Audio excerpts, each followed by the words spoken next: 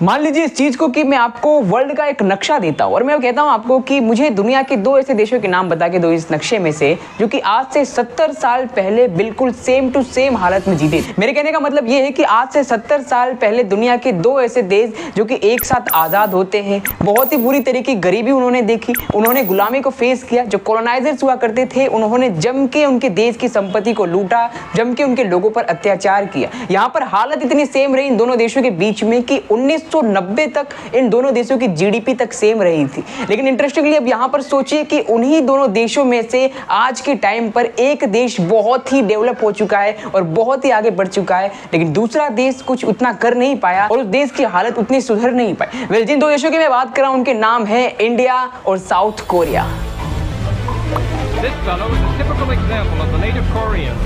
World के नक्शे पे इंडिया और साउथ कोरिया क्या है कि ये दोनों ही इकलौते ऐसे देश हैं जो कि बहुत ही ज्यादा सिमिलरिटी पाई जाती है इन दोनों देशों में। दोनों ही देश यहाँ पर एक साथ आजाद होते हैं। साउथ कोरिया आजाद होता है 15 अगस्त 1945 को, तो इंडिया आजाद होता है 15 अगस्त 1947 को, यानी कि लगभग 1-2 साल का गैप है। तो ऐसा कह सकते हैं कि दोनों एक साथ आजाद हुए। दोनों देश एक साथ आजाद होते हैं। दोनों देशों ने यहाँ पे जो गुलामी को सहा है। इंडिया ने ब्रिटिश कॉलोनाइजर्स को सहा है तो साउथ कोरिया ने जापानीज कॉलोनाइजर्स को यहाँ पर सहा। अब क्या हुआ कि गुलामी को इन्होंने देखा है, इसके वजह से जो कॉलोनाइजर्स थे उन्होंने जम के इनके देश को एक्सप्लॉइट किया। इसी वजह से इन दोनों देशों में गरीबी जो थी वो बहुत ही खतरनाक थी। जैसे इंडिया में गरीबी थी सेम टू सेम वैसी गरीबी साउथ कोरिया में भी हुआ करती थी। यहाँ पर उन्होंने गरीबी भी देखी है, कॉलोनाइजर्स को भी यहाँ पर फेस किया है, आज़ादी भी उनको एक ही साथ मिली है। हालांकि बात इन दोनों में इतनी सिमिलरिटी की आ जाती है कि दोनों देशों की जीडीपी तक यहाँ पर 1990 तक बिल्कुल सेम टू सेम हुआ करती थी, $300 मिलियन।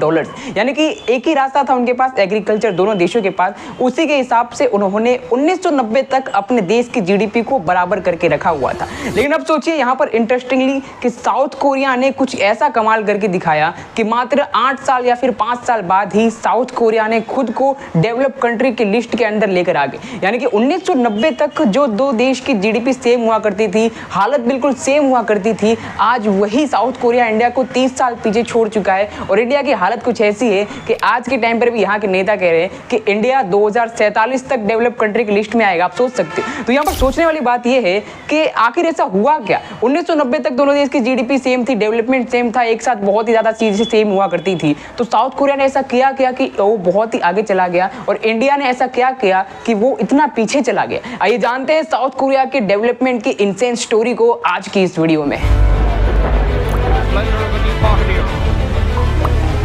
तो देखो यहाँ पर क्या है कि जैसे इंडिया कॉलोनाइज हुआ था same to same South Korea भी एक टाइम पर कॉलोनाइज हुआ था। साउथ कोरिया यहाँ पर जो था वो जापानीज गवर्नमेंट के द्वारा कॉलोनाइज हुआ था। तो यहाँ पर क्या था कि जो जापानीज कॉलोनाइजर्स थे उन्होंने जम के साउथ कोरिया को एक्सप्लोइट किया था। उनके जो भी रिसोर्सेज थे, जो भी इंडस्ट्री थी, जो भी यहाँ पर जो मेन जरिए थे कमाने के, उन सबको एक्सप्लोइट किया और उनके देश को पूरा लूटा। यहाँ पर 1960 में जब देश आज़ाद हो गया था साउथ कोरिया का, तब कुछ यहाँ पर उनका कुछ ऐसा था ही नहीं कि डेवलप वो कर पाए। सिर्फ एग्रीकल्चर एक रास्ता था यहाँ पर उनकी इकोनॉमी को बचाने का। सेम ऐसा इंडिया के साथ में भी हुआ था। ब्रिटिश ने यहाँ पर इंडिया को पूरा यहाँ पर एक्सप्लोइट कर दिया था और एकमात्र रास्ता बच गया था एग्रीकल्चर। तो साउथ कोरिया ने भी सेम इंडिया के जैसा ही किया था। 1960 तक वो एग्रीकल्चर पर टिके रहे। लेकिन सोचने वाली बात यह है कि इंडिया यहाँ पर सिर्फ एग्रीकल्चर पर ही टिका रहा, लेकिन साउथ कोरिया ने कुछ ऐसा कमाल करके बताया कि 1960 में एग्रीकल्चर से वो शुरू हुआ, लेकिन आगे आने वाले 30 सालों के अंदर में उसने इतनी तेजी से डेवलपमेंट किया कि 1998 के अंदर वो डेवलप कंट्री की लिस्ट में आ गया। लेकिन इंडिया यहाँ पर एग्रीकल्चर पर रहने के कारण आज के टाइम पर वो डेवलपिंग कंट्री की लिस्ट में ही है।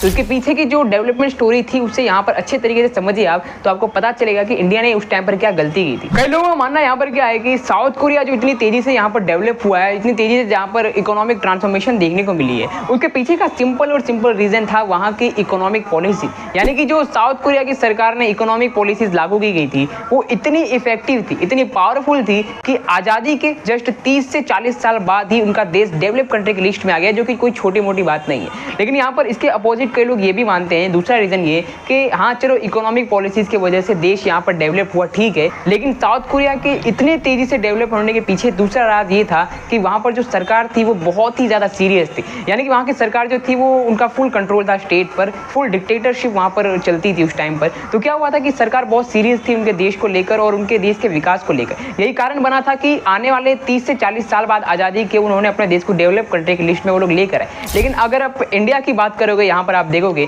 तो आपको पता चलेगा कि वहाँ पर उस टाइम पर यानी कि 1990 के टाइम पर सरकार ने अच्छे काम तो किए थे, लेकिन आप ये भी देखोगे कि सरकार के कुछ स्कैम भी देखने को मिले थे, भ्रष्टाचार भी देखने को मिले थे, जिसकी वजह से इंडिया यहाँ पर पीछे रह गया था। लेकिन चलिए छोड़िए, तो हमने ऑफ पॉइंट यहाँ पर बात कर ली। अगर हम यहाँ पर प्रॉपर रीजन की बात करें कि यहाँ पर इतनी तेजी से डेवलपमेंट कैसे हुआ था, तो उसके पीछे का सबसे पहला रीजन था इनिशियल कंडीशन।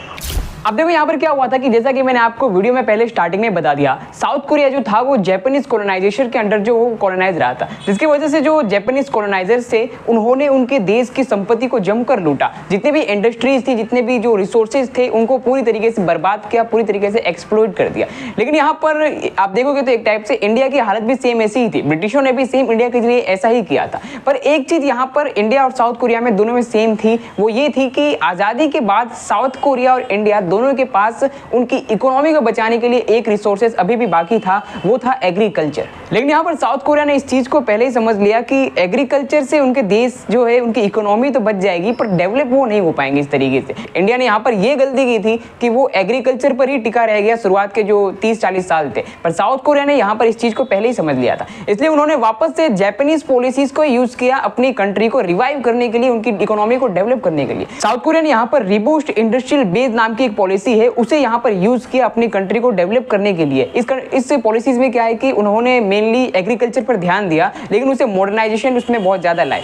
दूसरा उन्होंने ये किया कि उन्होंने एजुकेशन को टोटली फ्री कर दिया था। यहाँ पर एजुकेशन को पूरा फ्री कर दिया, इसके वजह से जो स्किल लेबर थे वो बहुत ज्यादा यहाँ पर निकले थे। मेनली यहाँ पर साउथ कोरिया के लिए प्लस पॉइंट क्या निकल गया पता है कि उन्होंने यहाँ पे जापान की पॉलिसीज का यूज किया, जापान की मदद ली इनडायरेक्टली अपने देश की इकोनॉमी को डेवलप करने के लिए। एक चीज यहाँ पर हम और आप तो इस चीज को नकार नहीं सकते कि जापान जैसा देश जहां पर न्यूक्लियर अटैक देखने को मिले, नेचुरल डिजास्टर देखने को मिले, ऐसी घटनाएं देखने को मिली, उनका पूरा देश तबाह हो गया, लेकिन उसके बाद भी पूरी दुनिया में सबसे ज्यादा जल्दी डेवलप करने का जो एक्सपीरियंस है वो जापान से ज्यादा किसी भी देश के पास नहीं है। और साउथ कोरिया ने इसी चीज का फायदा यहाँ पर उठाया। साउथ कोरिया यहाँ पर मेनली समझ चुका था कि एग्रीकल्चर बचा है उनके पास, तो क्यों ना यहीं पर इसी को एक जरिया बनाया जाए उनको डेवलप करने के लिए, उनकी इकोनॉमी को डेवलप करने के लिए। इंडिया यहाँ पर इस चीज को समझने में उन्होंने देरी कर दी और एग्रीकल्चर पे वो मेनली टिके रह गए। साथ ही अगर मैं दूसरे रीजन की बात करूं जिसकी वजह से साउथ कोरिया इतनी तेजी से डेवलप हुआ, तो उसके पीछे का दूसरा रीजन था साउथ कोरिया की economic adopt policies. South Korea की इकोनॉमिक पॉलिसीज कुछ ऐसी थी कि उन्होंने इतनी तेजी से डेवलप किया जितना पूरी दुनिया ने कभी देखा भी नहीं होगा। 30 सालों के अंदर यानी कि 1945 से लेके 1970 के बीच में उन्होंने कुछ इस तरीके की इकोनॉमिक पॉलिसीज लाई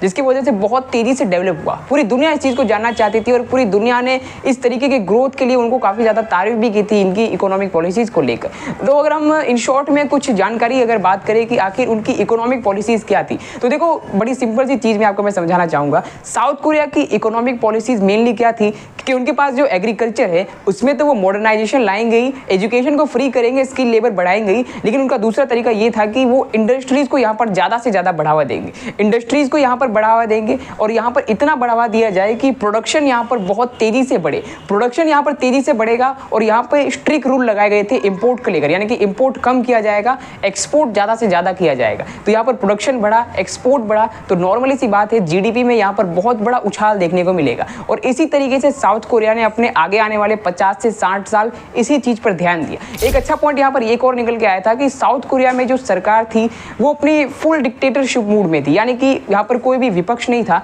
तो उनको ये सब निर्णय लेने में ज्यादा टाइम नहीं लगता था। अब देखो यहाँ पर ये चीजें सुनने में काफी सिंपल लग रही होगी कि साउथ कोरिया ने प्रोडक्शन बढ़ाया, यहाँ पे एक्सपोर्ट को बढ़ाया और उससे जीडीपी बढ़ी, लेकिन यहाँ पर इन सब के पीछे जो थी वो एक समस्या साउथ कोरिया को इस चीज में काफी ज्यादा प्रॉब्लम ला रही थी। वो प्रॉब्लम ये थी चाइना का मार्केट। अब इसी बीच में यूएसए ने जो था साउथ कोरिया को काफी ज्यादा मदद की थी। अमेरिका ने यहाँ पर साउथ कोरिया को डायरेक्टली कई देशों से डील करा के उनकी काफी ज्यादा मदद की थी, जिसकी वजह से साउथ कोरिया यहाँ पर डेवलप हो पाया। सोचिए यहाँ पर अगर अमेरिका कभी मदद ही ना करता तो शायद उनकी इकोनॉमी इतनी तेजी से नहीं बढ़ पाती। तो यहाँ पर ओवरऑल अगर आप देखोगे तो साउथ कोरिया के डेवलपमेंट के पीछे अमेरिका और जापान का बहुत ही बड़ा योगदान रहा था। यही कारण बनता है कि आज के टाइम पर साउथ कोरिया बहुत ही आगे निकल चुका है और इंडिया को कोई खास सपोर्ट नहीं मिला, इसकी वजह से वो इतना पीछे रह गया। आशा करता हूं कि आपको ये वीडियो पसंद आई हो। ऐसी और वीडियोस अगर आपको देखनी हो तो मेरे चैनल पर जाकर जरूर देखिए और सब्सक्राइब जरूर करें ऐसी और वीडियोस के लिए।